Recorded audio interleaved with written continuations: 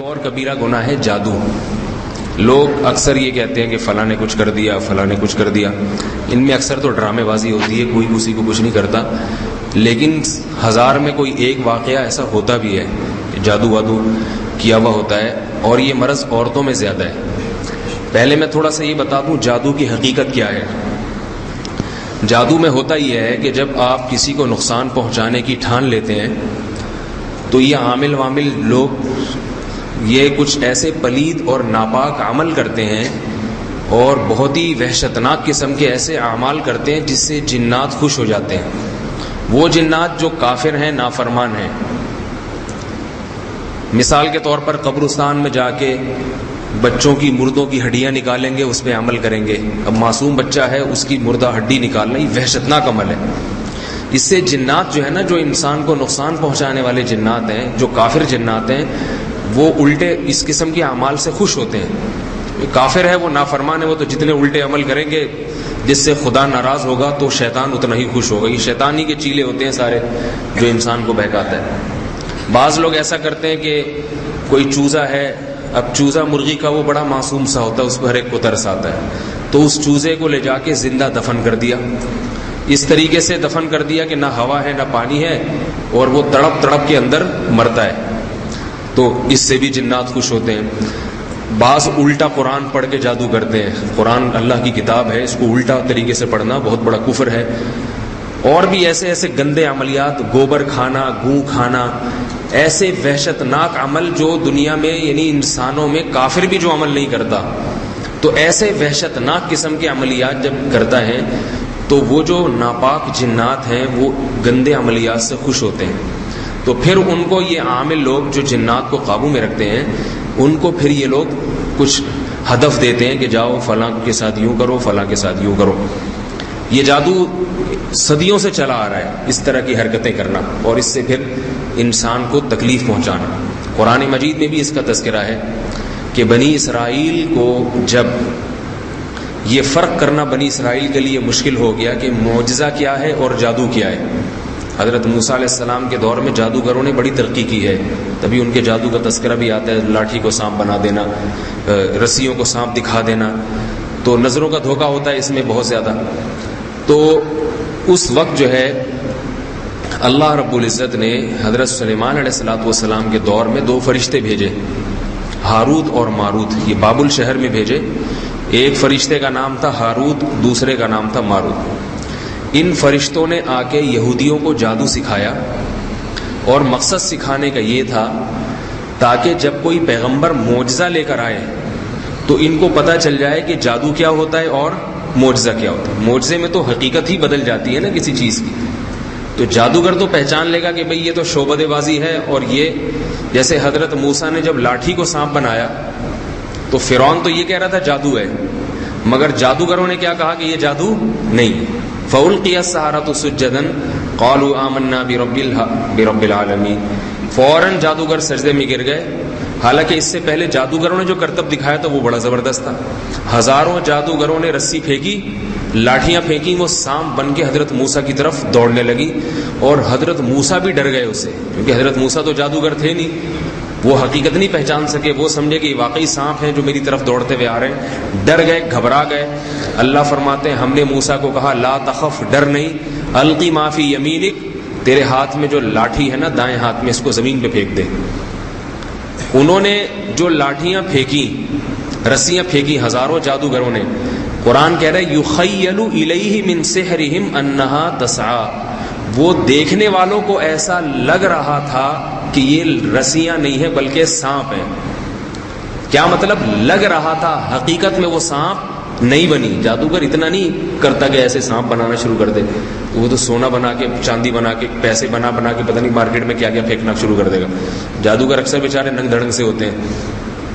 تو دکھا بہت کچھ سکتا ہے، وہ بنا نہیں سکتا، دکھا سکتا ہے. اور اسی سے غلط فہمیاں پھیلا کے لڑواتا بھی ہے. پھر وہ میاں بیوی میں لڑائیاں ڈلوا دیں گے اور بہت الٹے کام کر دیں گے. تو قرآن مجید میں ہے کہ ان کی رسیاں ایسے لگیں جیسے کہ یہ کیا ہیں؟ سانپ. حضرت موسیٰ جیسے پیغمبر کو بھی لگ رہی تھی کہ سانپ ہے، لیکن اللہ فرماتے ہیں ہم نے موسیٰ سے کہا کہ تیرے دائیں ہاتھ میں جو لاٹھی ہے اس کو زمین پہ پھینک دے. جب حضرت موسیٰ نے لاٹھی پھینکی تو حضرت موسیٰ کو بھی پتہ نہیں تھا کہ یہ لاٹھی واقعتاً اژدہا بن جائے گی. تو وہ جب اژدہا بنی ہے تو قرآن کے الفاظ یہ ہیں فَأُلْقِي، فا آتا ہے عربی میں فوراً کوئی کام ہو. جادوگر ایک سیکنڈ کے لیے بھی نہیں رکے، فوراً سجدے میں گر گئے اور کہنے لگے ہم موسیٰ کے رب پر ایمان لے آئے، یہ موسیٰ اللہ کا پیغمبر ہے، یہ جادوگر نہیں. تو وہ ایک سیکنڈ کے بھی کروڑویں حصے میں کیوں سمجھ گئے؟ اس لیے کہ وہ یہ جانتے تھے کہ بھائی یہ جادو کے زور سے دکھایا جا سکتا ہے، لاٹھی کو سانپ بنانا یہ خدا کی طاقت ہے، ایسا کوئی جادو آج تک ایجاد نہیں ہوا. کیونکہ ایسے تو ماہیتیں تبدیل کی جائیں نا، پھر تو کچھ کا کچھ کر دیا جائے. تو فوراً سجدے میں گر گئے. تو اللہ تعالیٰ نے بابل شہر میں ہاروت اور ماروت دو فرشتوں کو بھیجا، کیونکہ بنی اسرائیل میں پیغمبروں کے سلسلے بہت تھے، ہزاروں پیغمبر آئے ہیں بنی اسرائیل میں. تو اللہ نے دو فرشتے بھیجے تاکہ وہ فرشتے ان کو جادو کی حقیقت سکھائیں کہ دیکھو یہ ڈرامے ہوتے ہیں اس میں اور اس سے یوں ایسا ہوتا ہے. تو حقیقت یہ نہیں ہوتی، معجزہ جو ہے جب پیغمبر معجزہ لے کر آئیں تو تم اس کو پہچان جاؤ. تو قرآن مجید میں اللہ نے بتایا کہ یہودیوں نے اس کا صحیح استعمال کے بجائے غلط استعمال شروع کر دیا. ایک فن ہاتھ میں آ گیا نا، جیسے کسی کو باپ اپنے بیٹے کو سمجھا دے بیٹا یہ چرس ہے، کہیں ایسا نہ ہو سگریٹ میں رکھ کے کبھی کوئی پلا دے، مزہ تو بہت آئے گا مگر یہ دور رہنے کے لیے بتا رہا ہوں میں. تو بچے نے کیا کیا، پہلے تو پتہ نہیں تھا، اب پتہ چل گیا، اب سٹے لگانا شروع کر دیا. تو بڑی مزے کی چیز ہے. حالانکہ وہ اس لیے بتا رہا ہے کہ لوگ پڑوس میں سارے چرسی ہیں، کہیں کوئی یہ غلطی سے پاؤڈر ملا کے تمہیں پلا نہ دے. بچے نے بجائے فائدہ اٹھانے کے پاؤڈر ہی بن گیا تھوڑے دنوں میں. صحیح ہے، خود وہ چرس پی رہا ہے. تو اب کیا ہے، یہودیوں نے کیا کرنا شروع کیا؟ اللہ قرآن مجید میں فرماتے ہیں فَيَتَعَلَّمُونَ مِنْهُمَا مَا يَضُرُّهُمْ وَلَا يَنْفَعُهُمْ. نقصان کی چیزیں سیکھنا شروع کر دی، فائدے کی چیزیں نہیں سیکھی. دنیا کی محبت تھی. اور يُفَرِّقُونَ بِهِ بَيْنَ الْمَرْءِ وَزَوْجِهِ، اور پھر طلاقیں دلوانا شروع کر دی میاں بیوی میں، فساد مچانا شروع کر دیا. جادو کرتے تھے شوہر پر بیوی پر، غلط فہمیاں پھیلاتے تھے ان کے درمیان اور آپس میں طلاقیں دلوا کے خوش ہوتے تھے. تخریبی آدمی کو تخریبی کاموں میں زیادہ مزہ آتا ہے. تو اس سے پھر یہودیوں میں جادو کا جو فن ہے نا وہ بہت زیادہ ترقی کیا. آج بھی پوری دنیا میں سب سے زیادہ جادو میں جو آگے جو قوم ہے وہ یہودی ہے، سب سے زیادہ. تو اسلام نے اس کو حرام قرار دیا، جادو ٹونے کو بالکل پابندی لگا دی اس پر. قرآن مجید میں اللہ کا ارشاد ہے وَلَقَدْ عَلِمُوا لَمَنِ اشْتَرَاهُ مَا لَهُ فِي الْآخِرَةِ مِنْ خَلَاقٍ، کہ جو بھی اس کام میں مبتلا ہوگا، جادو ٹونے میں پڑے گا، آخرت میں اس کے لیے ذرہ برابر بھی حصہ نہیں ہے، کچھ بھی نہیں آخرت. مَا لَهُ فِي الْآخِرَةِ من میں من تاکید کے لیے کہ ذرا بھی حصہ نہیں، خلاق میں تنوین تاکید کے لیے کہ ذرہ برابر کچھ بھی آخرت میں حصہ نہیں. بالکل کوئی نعمت اس کو آخرت میں نہیں ملے گی، ہر قسم کی نعمتوں سے آخرت میں محروم ہو جائے گا جو جادو ٹونے کرتا ہے. عورتیں یہ کام زیادہ کرتی ہیں. تبھی جو سورہ فلق میں اللہ نے آیات نازل کی کہ نبی علیہ السلام کو سکھائی کہ یہ پڑھا کریں، اپنے اوپر دم کیا کریں.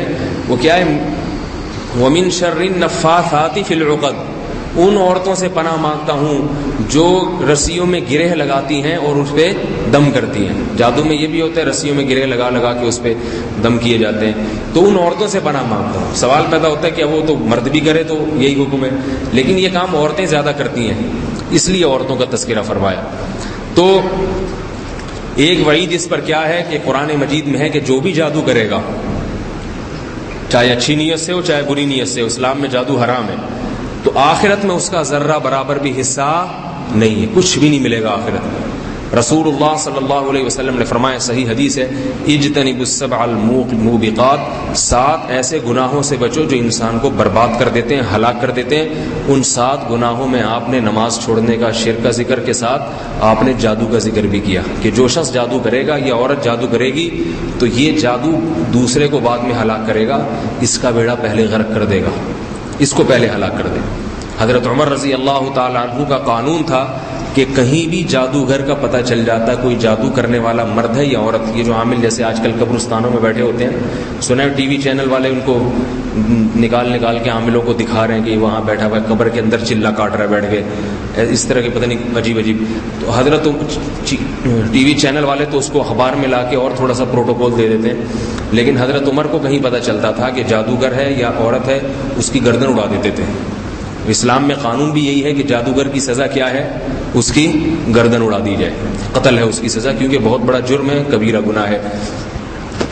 تو ایک چیز البتہ اس میں یہ ضرور سمجھ لینی چاہیے, عام طور پر آج کل جو جادو کیا جاتا ہے, جب میاں بیوی میں طلاق ہوتی ہے نا, تو ساسیں بہوؤں پہ, سب ساسیں ایسی نہیں ہیں کہ اپنی ساسوں پہ شک کرنا شروع کر دیں.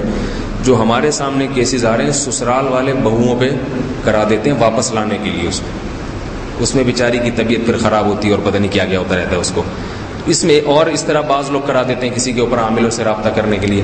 اس میں ایک بات بہت اچھی طرح سے سمجھ لیں, خدا نہ خواستہ کسی پہ اگر جادو ہو جائے, اس کی علامات یہ ہیں کہ اس پہ پھر جنات آتے ہیں. سمجھ رہے ہیں نا, وہ میڈیکل رپورٹیں سب کلیئر آئیں گی. یہ میں اس لیے علامات بتا رہا ہوں کہ آج ہر تیسرا آدمی اپنے آپ پر یہ سمجھ کے بیٹھا ہوا ہے کہ مجھ پہ کسی نے کچھ کیا ہوا ہے. وہمی آدمی کا دنیا میں کوئی علاج نہیں, وہ بہتر ہے مر جائے تو زیادہ اچھا ہے, کیونکہ خود بھی پریشان ہوگا, مولوی صاحب کو بھی پریشان کرے گا, اپنے گھر کو بھی, پورے محلے کو پریشان کرے گا. ایسے آدمی کی جادوگر کو بعد میں مارو, ایسا آدمی پہلے مر جائے تو اچھا ہے. تو وہمیوں کا اسلام میں کوئی بھی, بعض لوگوں کو وضو کا وہم ہو جاتا ہے, 8 گھنٹے استنجا کرتے ہیں, ان کو یہ تسلی نہیں ہوتی کہ پتہ نہیں میں استنجا ہوا بھی یا نہیں ہوا. وضو خانے پہ بیٹھیں گے تو 1 گھنٹہ ریگ مال سے گھسائی کرتے رہیں گے باقاعدہ, ان کو یقین نہیں آتا شاید کوئی جگہ خشک رہ گئی ہو. وہمی آدمی کا دنیا میں کوئی بھی علاج نہیں. تو میں اس لیے علامات بتا رہا ہوں کہ واقعتاً بعض علامات ہوتی ہیں جس سے اندازہ ہو جاتا ہے کہ اس پہ کیا ہے, جادو. ایک دم دورہ پڑے گا, آنکھیں تبدیل اور الٹی سیدھی باتیں شروع کر دے گا, ٹھیک ہے نا. میڈیکل رپورٹ بالکل کلیئر ہوگی اس کی, نہ دماغی توازن خراب ہوگا نہ کوئی اور, تڑپنے لگے گا. وہ اللہ نہ کرے, اللہ سب کو بچائے, جس کے گھر میں ہوتا ہے اس کو پھر اندازہ ہو جاتا ہے. اور پھر اس کا علاج کیا ہے؟ پہلی بات, جادو کا اثر ہر ایک پر نہیں ہوتا, یہ ذہن میں رکھیں. لوگ کہتے ہیں کہ محمد صلی اللہ علیہ وسلم پہ جادو کا اثر ہو گیا تھا, تو پھر ہم اور آپ پہ کیوں نہیں ہو سکتا؟ تو یاد رکھیے, نبی صلی اللہ علیہ وسلم پہ جو جادو کا اثر ہوا تھا وہ اس لیے ہوا تھا کہ یہودی آپ کو جادوگر کہتے تھے. یہودیوں نے بہت طاقتور جادو کیا آپ پر. اگر آپ پہ اثر نہ ہوتا تو یہودی کہتے دیکھو یہ جادوگر ہے, اس نے توڑ کر لیا ہے. تو اس لیے اللہ نے آپ صلی اللہ علیہ وسلم پہ تھوڑا سا اثر ہونے دی, بہت معمولی سا اثر ہوا تھا, اس لیے ہونے دیا تاکہ یہودی آپ کو بشر سمجھیں اور جادوگر نہ سمجھیں. تبھی اس کے بعد یہودیوں کو یقین ہو گیا کہ یہ جادوگر نہیں ہے. لیکن ایسے ہر ایک پر جادو ہو نہیں جاتا. سوال پیدا ہوتا ہے کہ ابو بکر رضی اللہ عنہ پہ کیوں اثر نہیں ہوا جادو کا, حضرت عمر پہ کیوں نہیں ہوا, حضرت عثمان پہ کیوں نہیں ہوا, حضرت علی پہ کیوں نہیں ہوا؟ تو جادو اگر ایسے بچوں کا کھیل ہوتا ہے نا, جدھر بیٹھ کے ہڈی وڈی اٹھا دی, دفنا دی, فلاں کا نام لکھ کے تعویذ لکھ کے دفن کر دیا, تو میں سب سے پہلے زرداری پہ کرواتا یہ کام. سمجھ میں آ رہی ہے نا بات؟ سب سے پہلے میں جادو حرام ہے, میں کرواتا نہیں, لیکن عاملوں کو مشورہ دیتا تم نے گناہ کرنا ہی ہے تو بھائی گناہ میں کوئی ثواب کا کام بھی کر لو, صحیح ہے نا. تو اتنے آرام سے نہیں ہوتا کہ جس پہ چاہو جب چاہو ہو جائے. یہ بہت مشکل کام ہے, جادو کا اثر کسی پہ ڈال دینا بچوں کا کھیل نہیں ہے. تو لوگ ڈر جاتے ہیں ذرا سی بات پہ, کہیں تعویذ نکل آیا تو پتہ نہیں کسی نے کچھ کر تو نہیں دیا. تو اتنے آرام سے کوئی کسی پہ کچھ بھی نہیں کر سکتا. جنات بھی ایسے ہیں جیسے ٹارگٹ کلر. تو ٹارگٹ کلر جو ہے نا, ایسے نہیں کہ جس کو بھی 50 روپے پکڑاؤ, جس کو چاہو جا کے مروا دو. وہ ٹارگٹ کلر بولے گا کیوں بھائی, کیوں بول رہے ہیں مجھے, کیوں ماروں, وہ بھی 100 دفعہ سوچے گا. تو جیسے انسانوں میں ٹارگٹ کلر ہوتے ہیں, ان سے تعلقات بھی ہوں, اور پھر جس کو مارا جا رہا ہے وہ کس کیٹیگری کا آدمی ہے, اس کے اپنے بھی تعلقات تو نہیں ہے کہیں. تو ایسی جنات بھی ہر ایک پر ہاتھ نہیں ڈالتے, 100 دفعہ سوچتے ہیں. دوسری بات پہلا یہ نمبر لگا کے یاد رکھیں, جادو کے بارے میں بہت اہم معلومات دے رہا ہوں آپ کو. یار بھائی چینل سمجھیں, آپ کے بھی آپ کو پروگرام پیش کیا جا رہا ہے, ٹھیک ہے نا. لوگ اس لیے چینل تو بڑے شوق سے دیکھتے ہیں, مولوی صاحب کی باتیں شوق سے نہیں سنتے. پہلی بات, جس ہر ایک پر جادو کا اثر ہوتا نہیں ہے, سمجھ میں آئی ہے نا بات. تو آپ اپنے آپ پر اللہ پہ توکل کریں, اور آپ اس میں اپنے آپ کو داخل کر لیں کہ جن میں اثر نہیں ہوتا. ایک دفعہ ہمت کر لیں گے مجھ پہ نہیں ہوتا تو انشاءاللہ پھر نہیں ہوگا, کیونکہ جو اللہ پہ اعتماد اور توکل کرتے ہیں ان پہ نہیں ہوتا جادو کا اثر. اتنی بہت مشکل ہوتا ہے جادو. دوسری بات یہ کہ اگر کسی نے جادو کا اثر کروایا تو جتنا وہ کروا رہا ہے ضروری نہیں کہ اتنا ہی ہو. وہ 100% کروائے گا تو ممکن ہے 1% ہو جائے آپ کے اوپر, 2% ہو جائے. وہ مارنے کے لیے کروا رہا ہے تو ممکن ہے آپ کو تھوڑا سا سر میں درد شروع ہو جائے گا, اس سے زیادہ جتنا چاہتا ہے اتنا ہوتا نہیں ہے. تیسری بات یہ کہ جو قوم کے رہبر ہوتے ہیں, مقتدی ہوتے ہیں, گھر کے سربراہ ہوتے ہیں, عام طور پہ ان پہ نہیں ہوتا. سمجھ میں آ رہی ہے نا بات, ان پہ مشہور شخصیتوں پہ نہیں ہوتا.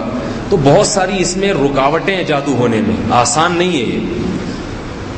تو اس لیے آپ لوگ ماشاءاللہ نماز پڑھنے آتے ہیں, گھروں میں جایا کریں. کسی نے کوئی تعویذ رکھنا ہو, مسور کی دال پھینکنی ہو, کہتے پھینک کے چلا جائے, انشاءاللہ کچھ نہیں ہوگا. سمجھ میں آ رہی ہے نا بات. لوگ دیکھتے ہیں نا گھر کے باہر منڈیر پہ مسور کی دال پڑی ہوئی, ڈر جاتے ہیں یار اللہ خیر کرے, پتہ نہیں کسی نے کچھ کرور تو نہیں دیا, کہیں خون کی چھینٹیں نظر آ گئی. تو ڈرنے کی ضرورت نہیں ہے, کچھ بھی نہیں ہوتا. چھینٹیں میٹیں ایسی نہیں ڈریں گے تو جو تھوڑا بہت اثر ہو رہا تھا وہ بھی ختم ہو جائے گا. گھبرانا شروع کر دیا, کانپنا ہائے ہائے ہو, تو پھر جنات بصیرہ ڈالتے ہیں, بولتے ہیں یہ بندہ ڈرتا ہے, ادھر اس کو پریشان کرو. وہ تو خوش ہوتے ہیں انسان کو چھیڑو ہی نہیں. جیسے بچوں کی چڑ ہوتی ہے نا, کوئی موٹا ہوگا تو اس کو آپ نے ایک دفعہ کہتے ہیں نا موٹا موٹا, تو وہ غصہ ہوتا ہے تو پھر بچے اور چھیڑتے ہیں اس کو, وہ جتنا اس کا منہ نیلا پیلا گلابی ہوگا نا غصے سے, بچے کہتے ہیں ہم تو چاہتے ہی یہی تھے. پھر وہ غصے میں کہے گا کہ ابھی تم مجھے موٹا موٹا کہہ رہے ہو, دیکھ نہیں رہا مجھے کتنا غصہ آ رہا ہے. تو وہ کہیں گے بھائی اسی لیے تو کہہ رہے ہیں. اور اگر بچوں نے کسی کو کہہ دیا موٹا موٹا, وہ کہہ رہے ہیں ہاں ہوں میں, کیا کر لے گا بھائی, آدھا لڑکے دے گا ایک چمڑ لگاؤں گا تیرے. پھر وہ کہہ رہے ہیں موٹا موٹا, یہ خوش ہو رہا ہے, بولو بھائی اللہ نے موٹا بنایا تو کیا ہوگا. بچے تھوڑے دن میں کیا کرتے ہیں, اس کو تو چھیڑنے کا فائدہ ہی نہیں ہے. بیائی نہیں, یہی حالت 100% جنات کی ہے. جنات جب کسی گھر میں بسیرا کرتے ہیں تو پہلے چھیڑخانیاں کرتے ہیں. اگر آپ چھڑ گئے نا تو سمجھو یہ پھر مزید چھیڑے گا. آپ پھر اور چھڑے تو اور چھیڑے گا. یہ چھڑ کے آپ تھک جاؤ گے, وہ چھیڑنے سے نہیں تھکتا. تو بڑی مفید معلومات دے رہا ہوں. اگر 1 کروڑ روپے بھی آپ مجھے اس کے ادا کریں کم ہے, یہ جو آپ کو معلومات دے رہا ہوں. تو آپ چھڑو نہیں, ملک جو تھوڑی بہت چھیڑخانی کر رہا ہے کرنے دو. تھوڑے دن میں خود ہی تھک ہار کے جنات وہاں سے بسیرا ختم کر دیتا. اور ایک بات آپ کو اللہ کا واسطہ دے کے کہہ رہا ہوں, اللہ کا واسطہ, کسی کے گھر میں خدا نخواستہ جن بھوت چڑیل نام کی کوئی چیز آ جائے, کسی عامل کے پاس ہرگز نہ جاؤ. چاہے عامل دیوبندی ہو, چاہے بریلوی ہو, چاہے تبلیغی ہو, چاہے مجاہد ہو, چاہے کسی بزرگ کا خلیفہ ہو.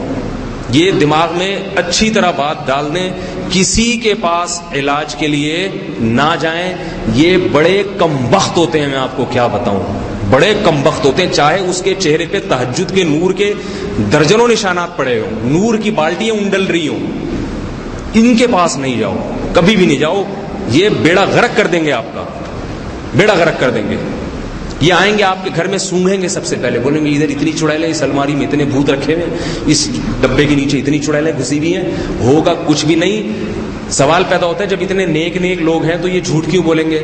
تو یاد رکھو, عامل کی 2 قسمیں ہوتی ہیں. عامل کی ایک نیک عامل اور ایک برے عامل. نیک عامل وہ ہے جن کے تبلیغ میں وقت لگا ہوا, کسی بزرگ کے خلیفہ ہیں, یا یہ کہ کہیں نیک ہیں, وہ مانتا ہوں میں نیک. اب سوال پیدا ہوتا ہے وہ فراڈ کیوں کرتے ہیں پھر. تو جواب یہ کہ وہ فراڈ نہیں کرتے, عملیات کر کر کے ان کا دماغ خراب ہو چکا ہوتا ہے. نیک کبھی دماغ خراب ہو جاتا ہے, لہذا اس کو خود بخود کچھ چیزیں نظر آنا شروع ہو جاتی ہیں. یہ اتنے چلے ولے عامل لوگ کراتے ہیں نا, نیک عامل بھی, کہ ان چلوں سے سب سے پہلے دماغی توازن خراب ہوتا ہے. اور اس کی وجہ سے وہ کتنا ہی نیک کیوں نہ ہوگا, آپ پہ کچھ بھی نہیں ہوگا تو اس کو نظر ضرور آئے گا.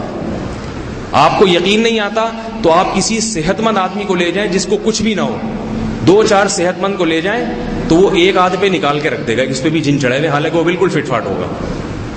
تو اس سے پتہ چلتا ہے کہ ان سب کا دماغی توازن عملیات کر کر کے, میں آپ کو نام نہیں لینا چاہ رہا, میرے اپنے خاندان کے لوگ ہیں جن کا دماغی توازن خراب ہوا ہوا ہے, بڑے قریبی رشتے ہیں میرے ان سے, حالانکہ مجھے پتہ ہے وہ جھوٹے نہیں ہیں, بڑے نیک ہیں, مگر عملیات کر کر کے دماغی توازن خراب ہو گیا. اب وہ کچھ نہ کچھ بیٹھے ہوئے, ان کو نہیں اس پہ, مجھے بھی کہہ دیا تھا جن نے آپ پہ, اگر چماٹ ماروں گا مجھ پہ جن نکال کے دکھا. تو ہمارے جامعۃ الرشید کتنا معتبر ادارہ ہے نہیں, اس میں 1-2 عالم ہیں, 17 قاری ہیں, بڑی بہترین قرات پڑھتے ہیں, قرآن پڑھ کے روتے ہیں, اتنے نیک. وہ ایک دن کہہ رہے تھے چونکہ عملیات شروع کر دیے تو دماغ خراب ہو گیا. دماغ تو کسی کا بھی خراب ہو سکتا ہے جب آپ بیٹھا ہر وقت چلے کاٹ رہا ہے بیٹھ کے. تو دماغ تو آپ کو پتہ ہے ایک محدود صلاحیت ہوتی ہے دماغ کی. تو وہ کہنے لگے کہ جی یہ میں نے 10 لاکھ جنات اپنے ہاتھ سے جلائے. میں جامعۃ الرشید کا حوالہ اس لیے دے رہا ہوں کہ وہ میری مادر علمی ہے, میرا اپنا ادارہ ہے. تو جب میں اپنے ادارے کو معاف نہیں کر رہا تو پھر کسی اور کو کہاں سے معاف کروں گا میں؟ یہ معصبیت کی بات نہیں کر رہا, اپنے کو نہیں چھوڑ رہا میں. تو اتنے زبردست قاری ہیں, ابھی بھی استاذ ہیں, پڑھا رہے ہیں وہاں پہ, بڑے نیک ہیں. تو ایک دن کہہ رہے میں نے 10 لاکھ جنات اپنے ہاتھ سے جلائے ہیں. تو مجھے خیال ہوا کہ اتنا کچھ زیادہ ہو گئی ہے. 10 لاکھ 4 آدمی مار دو نا جان سے, تو پھر آدمی ساری زندگی چھپتا پھرتا ہے یا نہیں ہے؟ آدمی کو مارنا آسان ہے, جن کو مارنا, جن تو ایک رکھ کے لگائے گا. سلیمان علیہ السلام نے کہا تھا نا کہ کون ہے جو ملکہ سبا کا تخت اٹھا کے لے آئے, ہزاروں سینکڑوں کلومیٹر دور سے. جن نے کہا تھا میں آپ ابھی لے آتا ہوں اٹھا کے. تو جن تو وہ چیز ہے جو اٹھا کے تخت کہاں سے کہاں اٹھا کے لے آئے. جن کو مارنا آسان کام ہے, 1 بھی نہیں, 2 بھی نہیں, 3 بھی نہیں, 10 لاکھ مار دیے. جن چھوڑے گا کیا؟ ایک صحابی کو جن نے قتل کر دیا تھا. ان صحابی نے غلطی سے سانپ مار دیا تھا. وہ سانپ اصل میں جن تھا جو سانپ کی شکل میں آیا ہوا تھا. تو وہ صحابی نے جب سانپ کو مارا ہے تو ان کی زوجہ کہتی ہیں مجھے نہیں پتا کہ پہلے سانپ مارا یا میرے شوہر کا انتقال پہلے ہوا ہے. جنات کو قتل کرنا آسان نہیں. تو یہ چھوڑو بن جاتے ہیں. تو چھوڑو یہ جھوٹ نہیں ہوتے, یہ ان بیچاروں کو لگ ایسا رہا ہوتا ہے. تو اس لیے آپ کو اللہ کا واسطہ دے کے کہہ رہا ہوں کہ کسی کے پاس علاج کے لیے نہ جائیں. پھر سوال پیدا ہوتا کریں کیا؟ کسی نے جادو ٹونا کر دیا ہو گیا تو کریں کیا؟ بہت آسان ہے, آپ کو میں نسخہ بتا دیتا ہوں. آیت الکرسی پڑھیں, پانی پہ دم کر کے چھینٹے ماریں مریض پہ, ٹھیک ہے نا. جتنا فائدہ کسی عامل کو چھینٹے مروانے کا ہوگا نا, اتنا ہی آپ کی چھینٹ میں بھی انشاءاللہ. اللہ کا کلام ہے, جہاں سے بھی پڑھا جائے فائدہ ہوتا ہے. سورہ فلق سورہ ناس پڑھ کے چھینٹ مار دیں, اور 2 چند آیتیں ہیں. اگر آپ یہ سمجھتے ہیں کہ نہیں میری پھونک میں اتنا دم نہیں ہوگا تو کسی نیک آدمی سے پھونک مروا دیں. کوئی پروفیشنل نہ ہو, کوئی بھی نیک آدمی گلی محلے میں, حاجی صاحب حج کر کے آئے, حاجی صاحب آپ ابھی تازہ آپ کے سارے پچھلے, ابھی آپ نئے سرے سے گناہ شروع کریں گے, اب تک تو معاف ہو گئے, پلیز یہ بوتل ہے اس میں ذرا پھونک مار دیں آپ آیت الکرسی پڑھ کے. تو پانی کی چھینٹ منہ پہ ماریں, مریض کو فائدہ ہوگا. سمجھ میں آ رہی ہے نہیں آ رہی؟ نیک آدمی کی پھونک کا ذرا زیادہ فائدہ ہوتا ہے, اس میں برکت اللہ زیادہ رکھتے ہیں, ٹھیک ہے نا. اور خود بھی مار دیں انشاءاللہ فائدہ ہوگا. چھینٹے ماریں, اس پہ دم کریں. آیت الکرسی ہے, سورہ فاتحہ ہے, حدیث میں آتا ہے سورہ فاتحہ میں اللہ نے شفا رکھی ہے, رقیہ ہے. ایک صحابی نے دیکھا کہ ایک یہودی پہ جن چڑھا ہوا ہے, وہ ایسا بالکل اس کو جکڑا ہوا تھا. تو صحابہ کرام بھی عامل نہیں تھے کہ چلے ولے کاٹے انہوں نے جنات اتارنے کے لیے. تو وہ یہودی نے دیکھا یہ نیک لوگ لگ رہے ہیں, تو ان کے پاس آ گیا کہ بھائی تھوڑا سا اس پہ دم بم کر دیں. تو انہوں نے کہا ایک شرط پہ دم کروں گا, اتنی بکریاں ہمیں دو. صحابی نے کہا, کیونکہ وہ صحابہ کا قافلہ گزر رہا تھا, کھانے پینے کا کچھ تھا نہیں, ایک شرط پہ دم کروں گا, اتنی بکریاں چاہیے. تو یہودی نے کہا ٹھیک ہے جی, ہم آپ کو ریوڑ دے دیں گے, اتنا آپ دم کریں, اس کو فائدہ ہو جائے. ان صحابی نے سورہ فاتحہ پڑھ کے دم کرنا شروع کیا, پھونکے مارتے تھے, اور اس کا جسم ایسے کھلتا تھا جیسے کوئی رسی ایک ایک کر کے بل کھولے جا رہے ہیں رسی. تو بعد میں جب یہ لشکر نبی کے صلی اللہ علیہ وسلم کے پاس آیا تو ان صحابی نے اپنا یہ واقعہ بیان کیا. تو آپ علیہ السلام نے فرمایا کہ تمہیں کس نے بتایا کہ فاتحہ رقیہ ہے, اس میں اللہ نے شفا رکھی. یعنی ان صحابی کو بھی پتہ نہیں تھا, انہوں نے اندازے سے سورہ فاتحہ پڑھ کے دم کیا, وہ بھی کوئی پروفیشنل نہیں تھے. تو دیکھو, کیونکہ صحابی اس طرح سے اس پہ اجرت لینا بھی جائز ہے, اس طرح سے لینا جائز ہے. اپنے آپ کو یہ نہ بتایا کہ میں پروفیشنل, میں نے چلے کاٹے میں. آج کل جو عامل لوگ تعویذ گنڈوں پہ اجرت لے رہے ہیں, یہ شو کر کے کہ ہمیں یہ فن آتا ہے, ہم نے چلے کاٹے میں اور ہم جانتے ہیں تم نہیں جانتے. تو یہ اس لیے دھوکہ دے کے اجرت لے رہے ہیں. اگر کوئی ویسے ہی دم کرنے کی اجرت لیتا ہے کہ بھائی میرا ٹائم لگتا ہے, میرے پاس پھونکیں بھی ضائع ہوتی ہیں, پھیپڑے میں ظاہر ہے پھونک لگنے میں بھی آدمی کی توانائی خرچ ہوتی ہے. نہیں, ایک دفعہ حضرت حکیم اختر صاحب تھے, وہ بنگلہ دیش گئے بیانات کے لیے. تو وہاں بنگالی لوگ سارے بوتلیں لے کے لائن لگا کے کھڑے ہیں پھونک مارنے کے لیے نا. حضرت آپ بزرگ ہیں, پھونک مار دیں بوتل, پھر وہ گھر جا کے پانی پئیں گے. وہ بیچارے پھونک مار کے تھک گئے. ختم قرآن پہ یہاں لائن لگی ہوتی ہے بوتلوں کی پھونکوں کے لیے. ایک تو آدمی کی پھونک ویسے ہی نکل چکی ہوتی ہے 30 پارے پڑھ کے, اوپر سے بوتلوں میں پھونک مارے وہ, تو پھونک کے لیے بھی تو کچھ اندر توانائی چاہیے نا. تو وہ حضرت حکیم اختر صاحب دامت برکاتہم لائن لگی ہوئی پھونکوں کے لیے, تو وہ تھک گئے بیچارے, بزرگ بھی تھے. تو انہوں نے لاؤڈ اسپیکر ہاتھ میں لیا, کہا سب اسپیکر کی طرف اپنی بوتلوں کا رخ کر دیں, ٹھیک ہے نا. ایک زور کا پھونکا ماروں گا تو وہ ہول سیل کے حساب سے پھونک جو ہے نا تمام بوتلوں میں پہنچ جائے گی. تو اگر کوئی پھونک کے پیسے لیتا ہے بھائی ٹھیک ہے، تو وہ جائز ہے، اس میں کوئی حرج نہیں ہے. لیکن آج کل جو یہ دھوکے دے دے کے پیسے لیے جا رہے ہیں کہ ہمیں یہ آتا ہے، یہ غلط. تو بھائی خیال کریں گے نہیں کریں گے؟ جا کے بس دم کریں مریض کو، اس سے آہستہ آہستہ دیر سے فائدہ ہوگا لیکن ہوگا ضرور. اور اگر عامل کے پاس چلے گئے پھر موت تک ٹھیک نہیں ہوگا، یہ میں لکھ کے دے دوں. وقتی فائدہ ہوگا، اس کے بعد ساری زندگی کے لیے پھنس جاؤ گے. جو لوگ اپنے گھروں میں جنات کو بھگانے کے لیے عاملوں کے پاس گئے، عامل آ کے ڈرامے بازیاں بہت کرے گا، ایسے ناک سونگے گا ادھر اتنے، اور دو چار دکھا بھی دے گا، بندر کے پنجے دکھا دے گا، بلیوں کے پنجے دکھائے گا، دیکھو دیوار پہ یہ جن بھاگتے ہوئے، بلیاں نظر آئیں گی، جنات نظر آئیں گے بھاگتے ہوئے. سب ڈرامے بازی ہوگی، نظر کا دھوکہ ہو. نظر کے ایسے ایسے دھوکے ہوتے ہیں کہ آپ تصور نہیں کر سکتے. تو اس لیے جو اللہ نے تو طریقہ بتایا، جو نبی نے بتایا، بس اس پر اکتفا کریں، انشاءاللہ اس سے فائدہ ہوگا. اور ایک بات یہ، جادو ٹونے اور جنات سے بچنے کے لیے گھروں کو پاک صاف رکھا جائے. جاندار کی تصاویر نہ ہو گھروں میں، ہر وقت ٹیلی ویژن پہ بیہودہ چیزیں چلتی رہتی ہیں. اور گھروں میں آج کل عورتیں جو ہے وہ خواتین بچے گھر میں پیشاب کرتے ہیں، پاکی طہارت کا خیال ہی نہیں ہے. گدوں میں اتنا منو ٹنو پیشاب جمع ہوتا ہے، اگر کسی گھر کے گدے کو جا کے چادر اٹھا کے سونگ لیں آدمی بے ہوش ہو جائے گا. تو جنات کو ناپاک چیزوں سے محبت ہوتی ہے، ناپاک جگہوں پہ آتے ہیں. صفائی ستھرائی والے ماحول پہ جنات نہیں آتی. یہ جادوگر جو جنات کو قابو میں کرتے ہیں نا، یہ گھون کھاتے ہیں باقاعدہ. یہ ایسے پکڑائی میں آتے ہیں کہ ایک دفعہ ایک جادوگر کا لانڈی میں پھڈا ہو گیا دوسرے جادوگر سے، کسی صاحب نے بتایا، تو وہ اس سے غصے میں لڑائی میں کہہ رہا ہے کہ ابھی تو آدھا کلو گھون کھاتا ہے، میں 1-1 کلو کھا جاتا ہوں، تو میرے سے بات کر رہا ہے. تو یہ بعض دفعہ پھڈے میں آدمی راز اگل دیتا ہے نا سارے اپنے. تو گھروں میں پاکی کا ماحول ہو، پیشاب پخانہ ان چیزوں سے طہارت کا ہو، اور خواتین خاص طور پہ اس کا خیال کریں تو انشاءاللہ ان چیزوں سے حفاظت رہے گی. بہرحال جادوگر جو ہے نا، عورتیں جو جا کے جادو کروا رہی ہیں مختلف طریقوں سے، اس سے خواتین کو بچانا چاہیے. اللہ نے کیا فرمایا؟ ما لہ فی الآخرۃ من خلاق، آخرت میں ایسے لوگوں کا کوئی بھی حصہ نہیں ہو. اللہ تعالیٰ سمجھنے کی، عمل کی توفیق عطا فرمائے.